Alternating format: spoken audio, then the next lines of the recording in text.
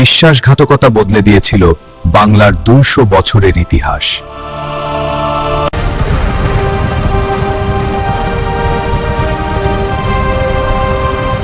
১৭৫৬ সাল বাংলা, বিহার ও উড়িষ্যার সিংহাসনে বসেন মাত্র ২৩ বছরের এক তরুণ নবাব সিরাজউদ্দৌলা।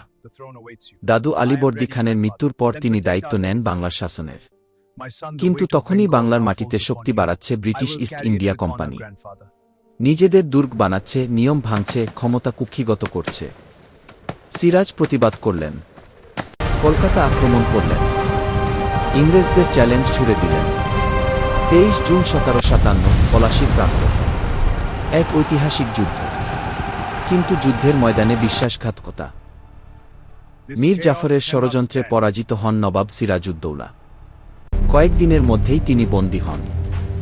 ২ জুলাই ১৭৫৭ নৃশংসভাবে হত্যা করা হয় বাংলার শেষ স্বাধীন নবাবকে। তার পতনের সাথে সাথে শুরু হয় প্রায় ২০০ বছরের ব্রিটিশ শাসন।